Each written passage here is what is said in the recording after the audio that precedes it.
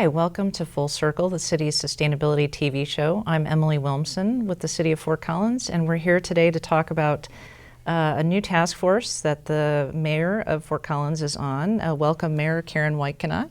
Thank you, Emily. Welcome, Lucinda Smith. Thanks, Emily. Lucinda is actually our Environmental Services Director and accompanied the mayor on her trip, and so we're going to learn a little bit more about that. So, Mayor, tell us about this task force that you're on. It's a mouthful. It's the President's Task Force on Climate Preparedness and Resilience. What is that?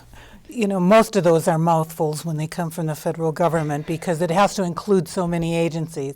But what this particular task force is a grassroots, bottom-up level of involving the state and local governments, working with the federal government to try and figure out if there are barriers and remove those barriers in policies and that might affect communities that are dealing with climate change and the natural disasters that have recently occurred. Now, they've selected mayors and governors to serve on this. There's, I believe, 25 of us from East Coast, West Coast, Guam, Nome, Alaska, Alabama, and I believe that I represent the Rocky Mountain region. Not Fort Collins in particular, but really the issues that are facing the West. And given that our recent natural disasters that have spanned the High Park fire, we can include the Waldo fire, the Black Forest fire, and then, of course, the major flooding we had in September. It really puts us in the forefront with present, current data and information on how we can work with the federal government and make improvements. And I believe that's the nature of the task force. It will be very fast. We will have to have conclusions by July. And, you know, that's a very short time frame. So it's not searching new information. It's utilizing the information that we have. And I'm just extremely delighted to be able to represent the Rocky Mountain region in the West and Colorado and Fort Collins in going forward with this and try and make improvements. That seems like quite an honor. And I know, Lucinda, you accompanied the mayor to her first meeting of this task force. So what is your role in this project? Well, it was really exciting opportunity for myself and also for Dan Weinheimer. He's our city's legislative liaison. Dan and I got to accompany the mayor to the first task force meeting, and staff were invited to attend, not to participate, but to attend. And I think we were there kind of to serve as a second and third set of eyes and ears to get a sense, especially because this was the first meeting, of what the various perspectives were and also what the expectations would be so that we could support the mayor in her role going forward, because as the mayor said, it is a quick process. There are 3 remaining full group meetings, and I think they plan to have some subcommittees convene in between. But to get all this information in place within just 4 or 5 months from now is a lot. So the mayor touched on this briefly, some of the major issues facing Fort Collins as far as climate change and climate adaptation planning. What are some of those issues that they're looking at specifically and where they want our guidance? Either one of you can take that. Well, I would start first of all by taking a look at the last 2 years. Fort Collins has been extremely vulnerable to the changes in extreme weather conditions. And in that vein, I think the state of Colorado has had that same kinds of incidences. So it's not that it's not going to happen. We know it's going to happen again. And Fort Collins, and I believe the West, want to be extremely proactive in approaching the issues that come with climate-related extreme weather conditions. Needless to say, our most important issues deal with drought, with wildfire, with excessive moisture. High winds definitely play a part in that. But the impacts that come from that have a lot to do with our watershed. And that is a message that's not often understood in Washington and in the policies that come forward from FEMA and that, because it's not so much the recovery from our natural disasters as it is the ongoing impacts that last years after. We know the Hayman fire. We're still, 10 years later, we're still feeling the watershed impacts of flooding and rock slides, mudslides, and habitat. That was really well said, and I think also when people think of climate preparedness and resiliency, they might initially think of environmental concerns, but there are definitely economic and social ramifications to this issue as well. And the mayor mentioned water and the protection of our watershed as an important issue, and that certainly has an economic aspect to it as well, because we have a lot of companies in town who really depend on a clean and adequate water supply for their businesses, including breweries and some of the high-tech industries. And I know just as a citizen, you know, we can really enjoy drinking clean water. So changing climate and wildfire and the impacts to our watershed, which actually serve as sort of the first sort of pre-treatment filter for our water, which comes directly out of the mountains, is very important. And so also there are definitely impacts, potential impacts to Fort Collins from increasing heat. We had a report prepared recently for Fort Collins by the Rocky Mountain Climate Organization that indicated some dramatic potential impacts, and so there are ramifications there. Heat, there's a strong connection between heat, drought, and wildfire and human health. So I think it's really important for a community to, a taxpayer-funded community, to be looking at these issues, and it's just really great that Fort Collins and the mayor have this opportunity to participate on this task force to give our feedback and the feedback of the region on up to the federal government. Well, and Mayor, one of the things I've heard you say is that and you highlighted this briefly, is that we're in the West, we have different issues than the coast. We're not the East Coast, we're not the West Coast. So how do we get Washington, D.C. to pay attention to our issues? Like you said, you're representing the Rocky Mountain region. You know, how do you build support to address some of the issues that you think need to be brought to their attention? You know, that's certainly the message that I want to take to the federal government and this task force. And I believe that's the value with local representation. By having mayors there, on the local level, we get things done. And we deal with it directly. It's not that someone else we send to do the job. We have to deal with it. We have to deal with the impacts to our citizens, and it requires immediate attention. And with that immediate attention, you recognize what the immediate problems are. Unfortunately, the federal government, given its size and the number of agencies that are often involved, it becomes a bureaucratic nightmare. And you need to come forward with policies and programs and processes that are universal.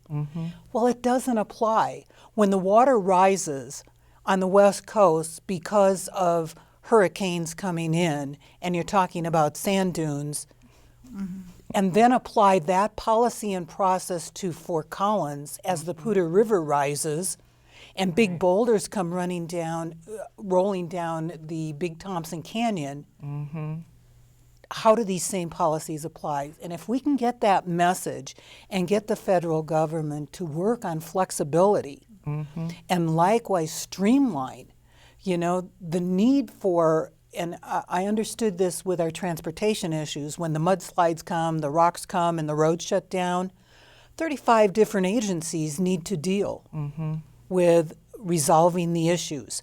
And they're often in conflict with, you know, yes you can and no you can't type policies. So if we can clear some of those issues and make it a more flexible program that would fit the situation. And I think I can get those voices from the West. Certainly we know all of Colorado will be there. I'm sure that Arizona has information in similar situations. Our friends in Salt Lake City and the West, when we all talk about it, all of us want to work to be prepared so that this does not become an even greater disaster than what the natural disaster brings to us. And Lucinda, there is some current planning going on with regard to the kind of thing the mayor is talking about, climate adaptation. What can you highlight some of those efforts for us? Yes, sure. But first, I wanted to mention that, you know, the mayor, you mentioned the importance of and the fact that we have kind of a unique set of challenges facing us here in the Rocky Mountain West, and that it will be important to represent that view. And it's very true. And Fort Collins participates and has for the last 4 years or so in the Western Adaptation Alliance, which is a unique collection of Western cities, and this is at the staff level, who face these challenges from climate change. And so that group of individuals might be a good opportunity to provide input to the mayor on some of the Western issues that are broader than just Fort Collins and Colorado. But to answer your question, Fort Collins as a city government has been involved in a couple of rounds of looking at what the impact of a changing climate would mean to the provision of city services and the protection of infrastructure. We first started that at a very high level back in 2008, and then utilities took a look pretty closely at that again in 2011. And currently we have a project going on that involves multiple city departments to look at the risk and vulnerability of our ability to provide these services from a changing climate, and then kind of prioritize that risk and begin to develop strategic action plans about what we will do to address the things that are especially the high risk. And so this is going on right now. We don't have this draft framework yet. An important point to mention about this is that it's not a once and done. It's definitely ongoing, and it needs to be iterative because the climate science keeps evolving and there's new information coming out over time. So we're really interested in trying to embed some of these, taking a look at the climate science and revisiting this risk and vulnerability in our existing planning processes going forward. That's great. So what's an example we can give people of that when you talk about risk and how the city does business on a daily basis? Well, just one high-level issue is as the temperature increases, we're going to see increased demand for cooling needs, and with that comes increased energy use. And so that's an issue. And how do we plan for that, both in terms of the provision of energy and also potentially in long term, you know, maybe we would need to be looking at cooling centers. You know, we're fortunately not there now. Other places, though, in the country are. And so it just beginning to think about these things. That's just one example. Another big example is the protection and the creation of stormwater conveyances and floodplain management. Really important issue, and I think that's something that our Fort Collins Utilities has been really proactive at, especially following some of the flooding events in the 1990s, have really taken steps forward to do stormwater management that's actually helped Fort Collins even in the most recent flooding event. Yeah, that came up, I think, in some public meetings. That what the preparations we did after the '97 flood really have helped us manage the 2013 flood. And from what I understand, there was a lot of debate about that when that happened, when the stormwater improvements occurred. Is that? I think that's correct. I wasn't directly involved, but I was involved with that. Yes, it definitely was. You know, one of the interesting things, though, as we move forward in time, things change. And given the nature of what happened with the High Park fire and talking about water, stormwater, the floodplain regulations, a different set of dangers came to the community. One, we had the mudslides, and then we had the pollutants that came off the fire, the pine needles and the heavy carbon and the residue, which affected our water quality. So it's planning ahead, working on those elements that affect us long term. And we had to change our plans with water quality and where we draw water from. We had to move into what was called a pre-sedimentation basin. We built concrete structures so that we could filter down the particulates that were in the water and ease the burden on our water treatment plant. But again, there were huge financial considerations that went with it. So it's bringing changes to our systems. But if we can prepare for that, rather than continually react. And there are lessons that we learned, and I think that's the great message we can take forward, because we've had learning experiences that are valid for the rest of the areas in the Rocky Mountain region in the U.S. that they can learn from our adaptive learning, our adaptive planning, and our resiliency. You know, I really think Fort Collins brings that message of resiliency forward. Okay, great. So are we out in front of this more so than other communities, or are we just, you know, do we have some best practices to offer? What is the, where are we on that sort of? Couple of perspectives. One is Fort Collins has been doing things that help us prepare for extreme weather events for decades. So just for example, undergrounding the electric utilities has really helped us get through major storms with much less impact than other communities. And there are several examples of that. The Natural Areas Program, the floodplain management, even the coming of the Mason Max transportation corridor, actually, and having alternatives in transportation is going to help to some extent. So in that respect, we've been working on this for a long time, but we are newer at working specifically on climate adaptation planning, quote unquote. And I guess I'd say we're somewhere in the middle. There are some communities, and truly the communities right along the seaboard are really feeling those impacts right away. So they may have formal adaptation plans for the community, whereas we don't yet. But we're also we're out towards the front, I would say, because there's so many communities who are not actually even thinking about this yet. Okay. Anything to add on that? Other than I would put us higher up. I'm really optimistic and positive about what Fort Collins have done. We are key leaders as we look at energy, as we look at water, as we look at our infrastructure. We are leading, the nation, and that comes up time and again. And I know it will come up at this task force meeting and the information that we have to offer. Yeah, that's great. That's good to hear. So I guess just to kind of wrap up a little bit, how does this fit in, Lucinda, with our climate action plan and our greenhouse gas goals and all those, kind of the strategic planning we're doing? How is this a piece of that? That's a great question, because there are two different approaches that are starting to merge into one. For over a decade and a half now, Fort Collins has had goals for and worked on reducing greenhouse gas emissions. That's called mitigation, climate mitigation, where we're working to reduce our impact on the changing climate and looking at all the associated benefits. But now that we're formally looking at adaptation planning, there's a great opportunity to merge these. And in this year, in 2014, Fort Collins will be looking at updating our climate action plan. And so the information all the information and the work that's been done to date can now be to the extent possible folded into that.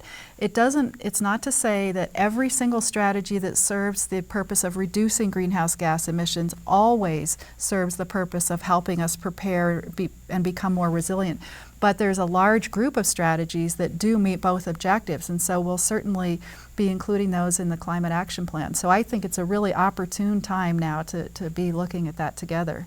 And Mayor, that's coming before council sometime in the next couple of months, is that correct? Or what's the current schedule? Is that? There's a work session scheduled on February 11th only for the council to look at alternative greenhouse gas goals. Okay. So that would come before the climate action planning, which I think will be occurring just throughout this year, 2014. And I think maybe by the end of the year we might be bringing a plan for council's consideration. Okay, great.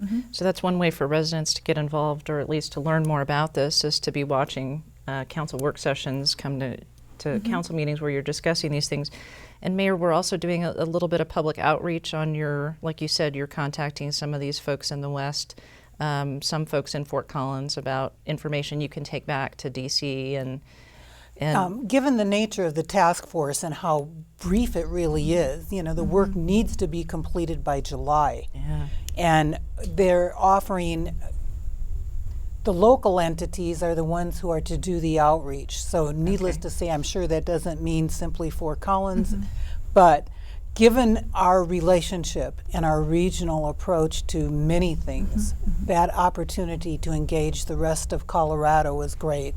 I am on the board of directors of the Colorado Municipal League, which does represent over 263 municipalities and has the connections and resources to get that information together. So it would be a preferable arm to reach out, because time is so short that, you know, any community meetings and large group meeting, it's next to impossible. Plus, I don't think we're reinventing information. We are gleaning, gathering what has happened, Right. and consolidating it for future use. And you know, that's the key of all of this, is get it together and get the message there in, if it's only one message we can take and correct, it will be most helpful in us moving forward and being able to respond to the next natural disaster. Yeah, that's great.